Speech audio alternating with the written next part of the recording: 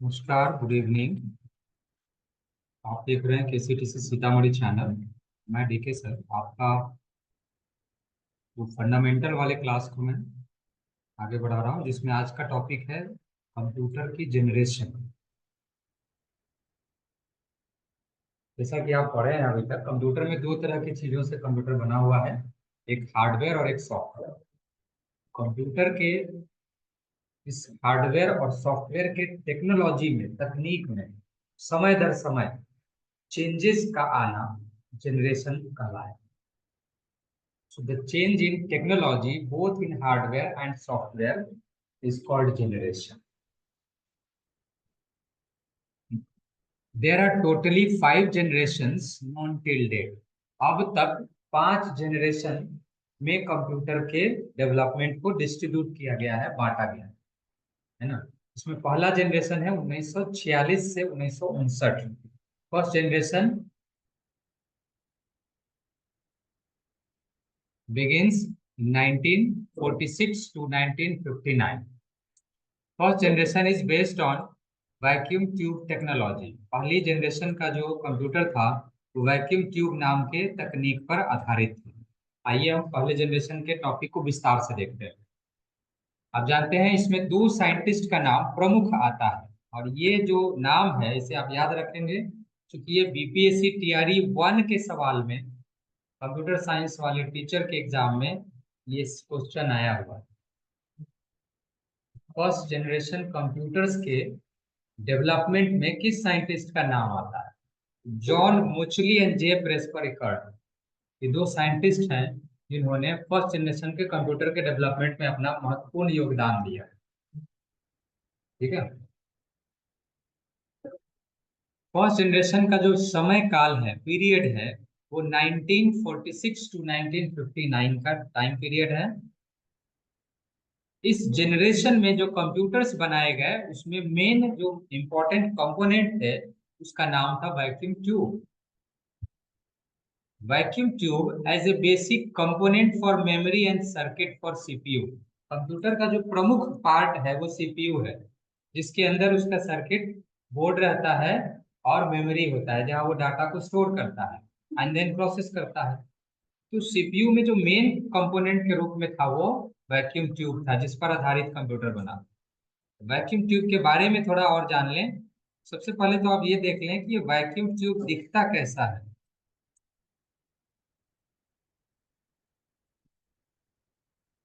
Tube, ये है vacuum tube, जो बल्ब वाली बल्ब ही है एक तरह का, है ना। ये वैक्यूम ट्यूब का फोटो है, जैसे लग रहा है इसमें कोई ट्रांसफार्मर रखा हुआ। नहीं, ऐसा ही कुछ है। जनरल बल्ब में ऐसा नहीं रहता, उसमें तो एक फिलामेंट रहता है बस।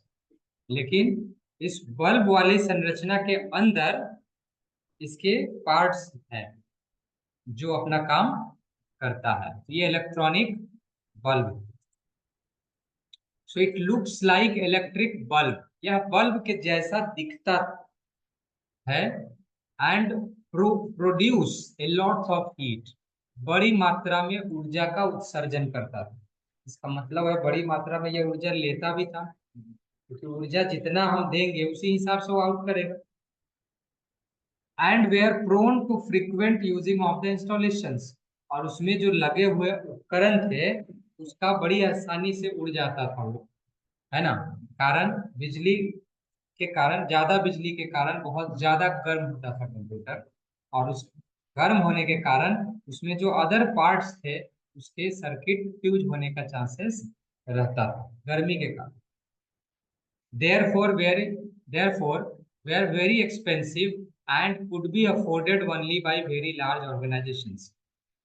अतः यह बहुत महंगा सेटअप था, यानी इसको बड़े बड़े संगठन ही, संस्था ही अफोर्ड कर सकते थे। जनरल लोगों के लिए ये संभव नहीं था चलाना। अच्छा, इसमें कुछ और चीजें आप जानिए। इसमें किस तरह का सिस्टम चलता था? बैच प्रोसेसिंग ऑपरेटिंग सिस्टम का इस्तेमाल होता था। इसका मतलब क्या होता है? यदि कोई काम कंप्यूटर से लेना है तो हम वन बाय वन करके उसको देंगे। जैसे एक काम दिया, प्रोसेस देख करके रिजल्ट ले लिया, देन दूसरा, जस्ट लाइक कैलकुलेटर, कि आप एक बार में एक ही कैलकुलेशन कर सकते हैं, है ना। उस तरह से यहाँ पर सिस्टमेटिक ढंग से आप काम उससे कर सकते थे, वन बाय वन। उस समय के जो उपकरण थे जिसके थ्रू आप कोई इनपुट देते थे, उसका नाम था पंच कार्ड। उस समय माउस का आविष्कार नहीं हुआ था उस कंप्यूटर में, सिर्फ कीबोर्ड का आविष्कार हुआ था, जिसका पहले नाम क्या था, पंच कार्ड, जो बाद में बदल के हो गया कीबोर्ड। पेपर टेप या आउटपुट डिवाइस के रूप में इस्तेमाल होते थे, और मैग्नेटिक टेप आमतौर पे स्टोरेज के लिए इस्तेमाल किया जाता था। तो इस तरह से इनपुट आउटपुट डिवाइस के रूप में ये मशीनरी पार्ट्स थे जो उस समय इस्तेमाल होते थे। कंप्यूटर में मशीन लेवल लैंग्वेज पर मुख्य रूप से आप काम करते थे, यानी उस समय का कंप्यूटर केवल मशीन की भाषा में ही इनपुट देने पर वो काम करता था। वहां कोई ट्रांसलेटर का आविष्कार नहीं हो पाया था, कोई दूसरा सॉफ्टवेयर ही नहीं था, इसलिए जो भी काम करते थे वो उसके डायरेक्ट भाषा में हमें इनपुट करने होते थे, यानी बाइनरी नंबर, जीरो वन की भाषा। अर्थात इसको वही चला सकते थे जिसको वो आता हो, नहीं, तो इसलिए सब लोगों के चलाने लायक भी ये नहीं था, ये स्पेशल साइंटिस्ट लोग ही इसको हैंडल करते थे। और इसमें एक और चीज था, इलेक्ट्रिक बोर्ड लैंग्वेज, बिजली के अच्छे जानकार लोग ही इसको चला सकते थे, क्योंकि ये पूरी तरह से बिजली के सर्किट पर आधारित था। इसका हम उदाहरण आपको दिखाते हैं फोटो के रूप में, ये कंप्यूटर दिखता कैसा था। अगर हम बात करें एक इस समय के कंप्यूटर की, तो ENIAC का पिक्चर अगर आप देखेंगे तो ये एक बड़ा सा रूम में रखने वाला कंप्यूटर हुआ करता था। तो आप समझ सकते हैं कि इस कंप्यूटर को चलाने में ये कैसे लोग चलाएगा, दूसरा आदमी तो घुसेगा भी नहीं इसमें। और ये कंप्यूटर है, ये तो दीवार सब है ना, ये कंप्यूटर का सेट सब है ना, और ये कंप्यूटर्स के सारे पार्ट पुर्जे लगे हुए हैं और वायर सिस्टम है, जिसको वो समझ में आएगा वही हैंडल कर पाएगा, ठीक है ना।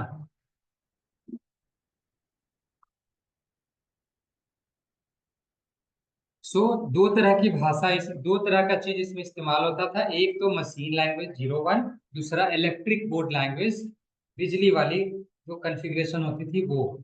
ये दो चीज के जो अच्छे जानकार होते थे वही इस काम को कर सकते थे।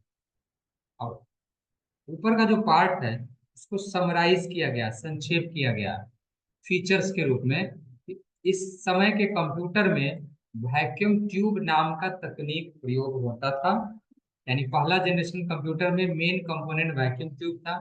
दूसरा, यह रिलेबल नहीं था। रिलेबल का मतलब होता है इजी टू हैंडल, जिसको चलाना आसान हो। तो ये अनरिलेबल था, आसान नहीं था चलाना, क्योंकि जिसको मशीन लेवल लैंग्वेज आता था वही चला सकता था, जिसको इलेक्ट्रिक बोर्ड लैंग्वेज आता था वही चला सकते थे, और ये सब लोगों के लिए आसान नहीं था, सबको आता ही हो, इसलिए ये इजी टू हैंडल नहीं था।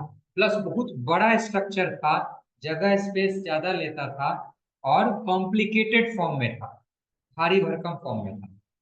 Supported machine level language only, very costly, बहुत ज्यादा महंगा था। जनरेट लॉट्स ऑफ हीट, बड़ी मात्रा में गर्मी पैदा करना। इनपुट आउटपुट डिवाइस जो होते थे, काम करने वाले जो यंत्र थे वो बहुत धीमा गति से काम करते थे।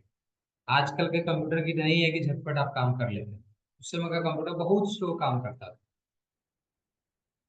ह्यूज इन साइज, ह्यूज का मतलब होता है वेरी लार्ज, एकदम विशाल साइज का कंप्यूटर होता था, जो कि आप देख ही के समझ सकते हैं कि कितना बड़ा है ये, है ना। एंड नीड ऑफ AC, चूंकि ये बहुत ज्यादा गर्मी पैदा करता था, इसलिए उस टेम्परेचर को कंट्रोल करने के लिए एयर कंडीशन वहां रहना एकदम जरूरी था, काम करने वाले के लिए भी और मशीन के लिए भी। नॉन पोर्टेबल, जो साइज दिख रहा है उस हिसाब से तो समझ ही सकते हैं कि उसको एक जगह से दूसरी जगह लाना ले जाना संभव ही नहीं था, है ना। ये नॉन पोर्टेबल था। एंड बिजली की खपत इसमें बहुत ज्यादा होती थी, जिसके कारण वो एक्सपेंसिव था, खर्चीला था।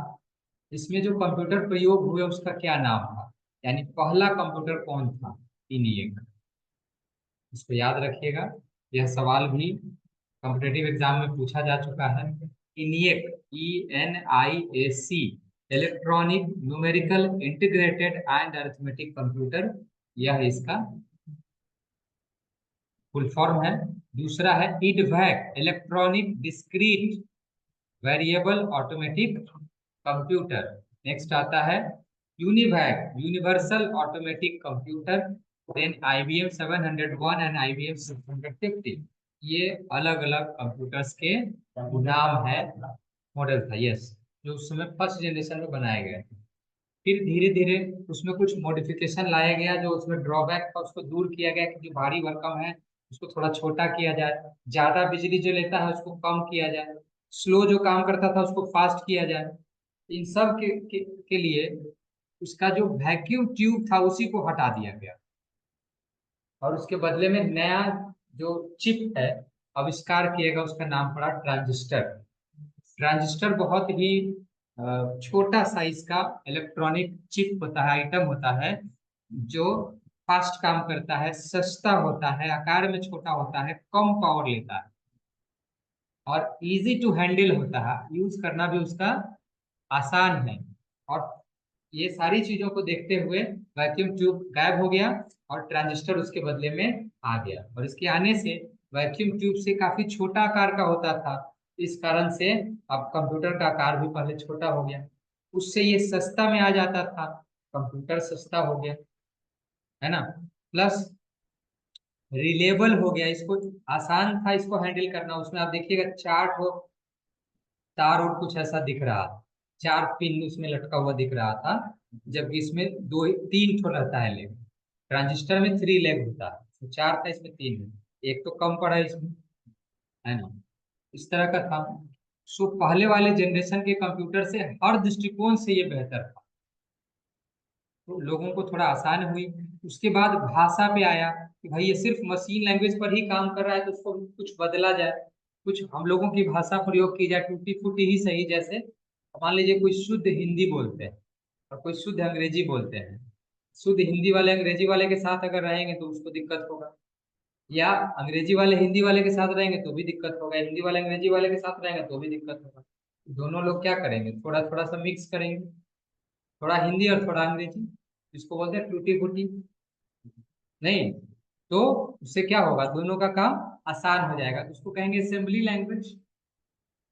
असेंबली लैंग्वेज कहलाएगा मिक्स्ड लैंग्वेज, इसमें वो combination of both English and Hindi. तो ये कुछ असेंबली लैंग्वेज एक न्यूमोनिक कोड, यानी एक सिंबॉलिक वे है, एक अलग वे में जो डायग्राम के थ्रू, सिंबल के थ्रू रिप्रेजेंट करने के लिए एक नया जो लैंग्वेज है उसका आविष्कार किया गया, जो मशीन लैंग्वेज भी नहीं था, इंग्लिश लैंग्वेज भी नहीं था, बीच का एक भाषा था जो पहले आविष्कार किया गया।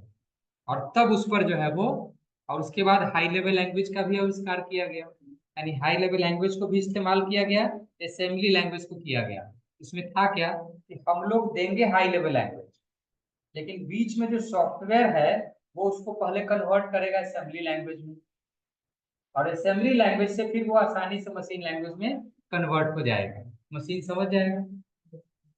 फिर मशीन जो देगा उसको वो असेंबली लैंग्वेज में रिप्लाई, असेंबली लैंग्वेज में कन्वर्ट होगा, और तब असेंबली लैंग्वेज से फिर हाई लेवल लैंग्वेज में कन्वर्ट होगा, और हाई लेवल लैंग्वेज में जब आ जाएगा तो हम लोग आसानी से समझ जाएंगे, तो इससे हमारा काम आसान हुआ। तो इसमें फिर ट्रांसलेटर की जरूरत पड़ गई, ये करेगा कौन, मशीन लैंग्वेज और हाई लेवल लैंग्वेज और असेंबली लैंग्वेज के बीच में ये कन्वर्शन कौन करेगा, तो उसके लिए सॉफ्टवेयर का आविष्कार हुआ, और ये सॉफ्टवेयर आपस में कन्वर्शन का काम किया। इसमें कुछ प्रोग्रामिंग लैंग्वेज आया, फोरट्रान, फॉर्मूला ट्रांसलेशन, ये सेकेंड जनरेशन का खोज है। और COBOL, common business oriented language, यह जो है दो लैंग्वेज सेकेंड जनरेशन में आया। ये कब समय काल है इसका, 1959 से 1965, 1959 से 65 के बीच में इतना डेवलपमेंट हुआ। कंप्यूटर में एयर कंडीशन अभी भी लगता था, कंप्यूटर अभी भी आपका महंगा था। उस समय कंप्यूटर जो आया उसका नाम पड़ा IBM 1620, IBM 7094, CDC 3600 और CDC 1604, यूनिवैक 1108। ये इतने सारे। आगे आते हैं हम लोग जेनरेशन थर्ड। सेकंड जनरेशन के डेवलपमेंट के आने से लोगों को काफी उत्साह बढ़ा, क्योंकि कंप्यूटर अब पहले से इजी हो गया था। लेकिन अभी भी कुछ ड्रॉबैक था उसमें। ट्रांजिस्टर इतना कम पावर का चिप लोगों ने बना लिया था कि वो रह रह के उड़ जाता था। थोड़ा भी सप्लाई ज्यादा बिजली का होता था तो तुरंत उड़ जाता था वो। तो इसलिए उसको बचाना जरूरी था। वो रहेगा टिकेगा तभी जाके आगे काम होगा। तो इसलिए कुछ और इसमें मॉडिफिकेशन किया गया कि उसको कंट्रोल किया जाए। कंट्रोल करने के लिए क्या किया गया, तो यहाँ पर आईसी, जिसका फुल फॉर्म है इंटीग्रेटेड सर्किट, का आविष्कार किया गया, जो ट्रांजिस्टर के बदले में आया। आईसी होता क्या है? आईसी कोई नाम एक है, लेकिन चिप एक तो नहीं होता है। तीन चीज मिल करके आईसी बनता है। क्या क्या है? तो किसी आईसी में आप देखेंगे कि आईसी की खोज वैसे जैक किल्बी नाम के साइंटिस्ट ने किया। इसे आप याद रखें। एक आईसी के अंदर अब बहुत सारे ट्रांजिस्टर को मिला दिया गया। पहले क्या था, एक एक ट्रांजिस्टर होता था, जितना वैक्यूम ट्यूब उतना ट्रांजिस्टर। अब क्या किया गया कि अब ग्रुप किया गया उसको। अलग अलग जो ये करेंगे, सोल्डिंग करेंगे, तो उसको ग्रुप करके एक जगह किया गया, है ना। एक जगह करने से जगह और कम लेगा वो, तो आकार और छोटा हो जाएगा। तो आईसी के आ जाने से बहुत सारे ट्रांजिस्टर को मिला के फिर उसके साथ कुछ रेसिस्टेंस जोड़ा गया, कैपेसिटर जोड़ा गया, और सब मिला के एक छोटा चिप बनाया गया, जिसका नाम रखा गया इंटीग्रेटेड सर्किट, आईसी। और यह जो है, चूंकि वो ग्रुप में था और उसमें रेसिस्टेंस लग गया था। रेसिस्टेंस जो है एक अवरोधक होता है। यदि आप करंट सप्लाई करेंगे और बीच में रेसिस्टेंस लगा देंगे, तो जैसे स्पीड ब्रेकर होता है वही होता है। स्पीड ब्रेकर है वो, है ना। जिससे करंट जो आएगी वह आके थोड़ा उसका स्पीड पहले स्लो हो जाएगा। उसके बाद उतना ही नहीं है, उसके आगे फिर एक पावर कंजम्पशन वाला लगा दिया गया कैपेसिटर, जो बिजली आके पहले उसमें जमा हो, है ना। तब वहां से उतना ही आउट होगा जितना उधर वाले को चाहिए। तो फिर तो एकदम कंट्रोल में आ गया। जितना जितना चाहिए, जैसे आप उधर से पानी पूरा आ रहा है बहुत ज्यादा, लेकिन यहाँ पर हमने डैम बना दिया। डैम बना के फाटक लगा दिया, है ना। तो उधर से पहले तो उसमें बीच बीच में अवरोधक लगाया, आके जमा हो गया। अब यहाँ से उतना ही फाटक उठाएंगे जितना जरूरत है। फाटक बहुत सारा है, लेकिन जितना जरूरत है उतना ही खोलेंगे। अब तो बाढ़ आने का चांस नहीं है, तो कंट्रोल में रहेगा। तो सेम चीज यहाँ पर है कि जो बिजली की फ्लो थी, उसको रेसिस्टेंस ने पहले उसको रोका, उसके बाद कैपेसिटर में आके वो एब्जॉर्ब हुआ, एंड देन वहां से उतना ही मिला ट्रांजिस्टर को जितना उसको चाहिए। जितना पावर का वो आईसी है उसके हिसाब से कैपेसिटर लगाया हुआ है, उतना ही वो सप्लाई उसको देगा। इससे क्या होगा कि वो उड़ने का चांस नहीं है। इससे कंप्यूटर पहले से ज्यादा रॉबस्ट हो गया। रॉबस्ट का मतलब स्ट्रांग होता है, तगड़ा होता है। पहले से ज्यादा बेहतर हो गया। और यह डेवलपमेंट कंप्यूटर को पहले से और ज्यादा छोटा बना दिया, क्योंकि जहाँ अलग अलग ट्रांजिस्टर रहते थे और उसको ग्रुप में यूज किया जाता था। 150 ट्रांजिस्टर को एक ही जगह असेंबल किया गया। 150 अलग अलग जो जगह लेता था वो एक जगह लेने लगा, सारा जगह और संकीर्ण हो गया, कम हो गया। तो कंप्यूटर का आकार पहले से और छोटा हो गया, फास्ट हो गया। जब पहले एक दो ट्रांजिस्टर से इतना काम हो जाता था, तो अब तो 150 ट्रांजिस्टर मिलके कर रहा है, तो कंप्यूटर और ज्यादा काम करेगा। स्टोरेज की क्षमता हो गई, मॉनिटर आ गया, डिस्प्ले आ गया, ये सारी चीजें आ गई। और कई चीजें आ गई इसमें, जैसे IBM 360 series, Honeywell 6000, PDP. PDP stands for personal data processing. इस समय के ये कंप्यूटर्स, ये इसका फीचर है। आईसी पर आधारित पहली बार कंप्यूटर थर्ड जनरेशन में आया। इसका समय काल क्या है? 1965 टू 1971, 1965 से 71 के बीच में। 71 याद रखने के लिए आप रख सकते हैं, भारत पाकिस्तान का युद्ध हुआ था ना। 65 के बाद 71 में हुआ था ना। तो नेक्स्ट जो है यहाँ पर मोर रिलेबल, पहले से और ज्यादा इजी अब हो गया। छोटा साइज का हो गया, कम से कम ऊर्जा उत्सर्जित होता था, फास्ट हो गया, कम लेसर मेंटेनेंस हो गया, अब उड़ता ही नहीं था, कॉस्टली था, एंड एयर कंडीशन अभी भी लगते थे, और इलेक्ट्रिसिटी पहले की अपेक्षा में अब कम लगता था। अब इसमें कई नई नई चीजों का आया, जैसे HLL, यह हाई लेवल फुली सपोर्टेड हो गया, यानी अंग्रेजी भाषा में आप काम कर सकते थे। COBOL common business oriented language full form यहाँ लिखा हुआ है, फॉर्मूला ट्रांसलेशन फोरट्रान का भी लिखा हुआ है। बेसिक का फुल फॉर्म याद रखिएगा, एसएससी के एग्जाम में पूछा हुआ है ना, ये beginners all purpose symbolic instruction code, full form में पूछता है खासकर। ये जूनियर बच्चे का कंप्यूटर क्लास जब होता है ना, उसमें ये सब्जेक्ट पढ़ाया जाता है। यह भी एक कोडिंग है, स्टार्टिंग कोडिंग है, इसी नाम इसका बेसिक है। उसी पर आधारित एक और है ALGOL, algorithmic language, logic development करने का एक ये कोडिंग, ये भी है। तो ये ALGOL, basic, Fortran, COBOL, NHLL, ये सारी चीजें थर्ड जनरेशन तक फुल फ्लैग में आ गए थे। अब उसके बाद फोर्थ जनरेशन आया, इसमें तो बहुत ज्यादा चेंजेज आया। इसमें आईसी को मॉडिफाइड किया गया। अब पहले 150 में असेंबल करके ट्रायल किया गया, जब सफलता मिली तो लोगों ने क्या किया, 5000 ट्रांजिस्टर को एक साथ मिलाया गया, सीधे 10 गुना कंप्यूटर और ज्यादा स्ट्रांग हो गया। जहाँ 50 की संख्या में यूज होते थे, वहां 5000 यूज किया गया, है ना। उससे क्या हो गया, कंप्यूटर पहले से और ज्यादा बेहतर ढंग से काम करने लगा, फास्ट हो गया। और माइक्रो प्रोसेसर नाम का एक बड़ा चिप जो है पहली दफा आविष्कार किया गया, और वही माइक्रो प्रोसेसर आज भी कंप्यूटर में चलता है। ये कंप्यूटर माइक्रो प्रोसेसर पर ही आधारित है। हाँ, और इसी के आने से पीसी का जो रिवॉल्यूशन है ना, वो समय काल शुरू हो गया। पर्सनल कंप्यूटर का आना मार्केट में स्टार्ट हो गया 71 के बाद, 71 से 1980 के बीच में मार्केट में कंप्यूटर आना शुरू हो गया, है ना। फिर आसानी से लोग उसको खरीद सकते थे, जो कि सस्ता भी हो गया था, छोटा साइज का भी हो गया था, पोर्टेबल भी हो गया था, आप आराम से एक जगह से दूसरे जगह उसको ले आ सकते थे, ठीक है। और इसके कारण इसमें जो है हर तरह की लैंग्वेज का इस्तेमाल होने लगा था, हाई लेवल, लो लेवल, मिली लेवल, सारे लैंग्वेज। इसमें C++ लैंग्वेज का भी आविष्कार हो गया था। सी लैंग्वेज का इस्तेमाल मशीन का जो सॉफ्टवेयर होता है उसके लिए होता है, और C++ का इस्तेमाल गेम्स वगैरह बनाने के लिए होता है, या एप्स बनाने के लिए होता है। डाटाबेस का आविष्कार डाटा को डाटा बैंक तैयार करने के लिए होता है। बहुत बड़े पैमाने पर डाटा अगर स्टोर करना चाहते हैं तो डी बेस का इस्तेमाल करते हैं। डी बेस का मतलब डाटाबेस, ठीक है। चलिए अब देखते हैं इसका जो ये है VLSI टेक्नोलॉजी का मतलब very large scale integration micro processor technology, यही था। उसके बाद वेरी चिप हो गया, बहुत सस्ता हो गया।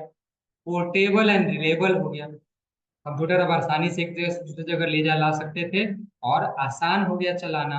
पीसी का इस्तेमाल होना शुरू हो गया था, बहुत छोटे आकार का कंप्यूटर हो गया। अब एयर कंडीशन के बिना भी कंप्यूटर आसानी से चल सकता था। इंटरनेट का आविष्कार भी इस जनरेशन में हो गया था, स्टार्टिंग स्टेज में था। शुरुआत में जब कंप्यूटर बना, इंटरनेट जो है ऑपरा नेट के नाम से जाना जाता था यूएस में। बाद में धीरे धीरे उसको मॉडिफाई करके, और 1994 में फुल फ्लैग में इंटरनेट आया ग्लोबली, वर्ल्ड वाइड। लेकिन 1973 टू 74 में इसका शुरुआत हुआ था, तो अमेरिका में जो है इसका फर्स्ट टाइम इस्तेमाल किया गया, एक जगह से दूसरे जगह मैसेज पास करने के लिए। जैसे ट्रैफिक सिग्नल है, एक या एक कोई स्टोर है, एक पार्ट से दूसरे पार्ट में उसका अगर मैसेज थ्रो करना है तो कैसे करें, जाके बताने की जरूरत नहीं होनी चाहिए, हम यहीं से मैसेज कर सकते हैं। लोकली उसको पहले यूज किया गया, जब वो चीज सक्सेसफुल हुआ तो उसको बृहद पैमाने पर लिया गया, जिसका नाम इंटरनेट रख दिया गया। इंटरनेट एक ग्लोबल कंप्यूटर नेटवर्किंग सिस्टम है, इसमें एक छोटे से एरिया से या जिला से पूरे दुनिया को जो है हम जोड़ लेते हैं, और आप एक जगह से पूरे दुनिया में कहीं भी किसी से भी संपर्क कर सकते हैं, मैसेज भेज सकते हैं, मंगा सकते हैं। ये इंटरनेट का कारण है। लोकल नेटवर्किंग यदि होता है तो एक सीमित एरिया तक रहता है। कंप्यूटर में नेटवर्किंग का फील्ड जो है डेवलपमेंट शुरू हुआ। यानी जो कंप्यूटर इंडिविजुअल चलते थे अकेला अकेला, फिर जब एक जगह 10 कंप्यूटर है तो 10 को आपस में आप एक साथ कनेक्ट कर सकते थे। उसका फायदा ये था कि आप जो है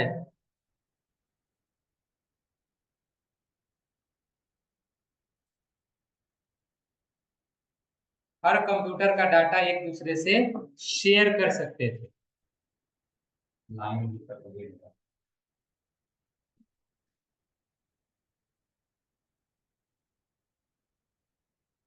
में हम लगाए हैं कि लाइनों पर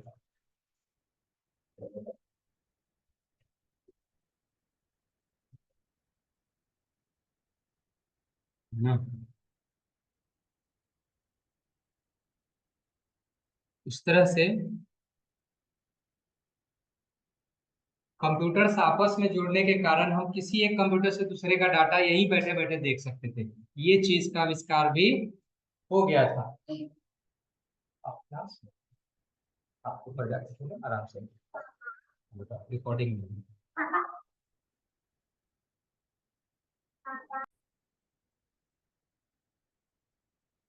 हाँ, तो कंप्यूटर्स को आपस में कनेक्ट करने की प्रणाली जो है वो डेवलप हो गई। अर्थात एक जगह अगर 10-20 कंप्यूटर है तो आप सारे कंप्यूटर को एक दूसरे से कनेक्ट कर सकते थे। इसका फायदा ये होता कि आप एक जगह बैठे बैठे किसी दूसरे तीसरे कंप्यूटर का डाटा आप यहीं से देख सकते हैं। ये हो गया नेटवर्किंग। के बाद कंप्यूटर आसानी से मार्केट में अवेलेबल हो गया। पाइपलाइन प्रोसेसिंग सिस्टम भी आ गया था, यानी एक साथ ग्रुप में डाटा आप भेज सकते थे और सारे काम आप उसे एक साथ ले सकते थे। पहले का कंप्यूटर में एक बार में एक काम करते थे, आज के कंप्यूटर में एक साथ कई सारे काम कर सकते हैं। अच्छा, इस जनरेशन में डेक 10 नाम का कंप्यूटर आया, स्टार 1000 नाम का कंप्यूटर आया, पीडीपी 11 नाम का कंप्यूटर आया, और क्रे 1, क्रे एक्सएमपी, ये अलग अलग दो सुपर कंप्यूटर आया। इसे याद रखिएगा। सुपर कंप्यूटर का जब नाम पूछा जाए तो ये दोनों नाम आपको एकदम कंठस्थ होना चाहिए। ये एग्जाम में पूछा हुआ है। क्रे 1 और क्रे एक्सएमपी दो सुपर कंप्यूटर बनाया गया। भारत में जो कंप्यूटर पहला सुपर कंप्यूटर बना उसका नाम है परम, है ना। परम नाम का सुपर कंप्यूटर इंडिया का बना। ठीक है। ये ये ये विदेश का बना हुआ है। भारत का परम है पहला सुपर कंप्यूटर, है ना। और मानव कंप्यूटर किसे कहा जाता है?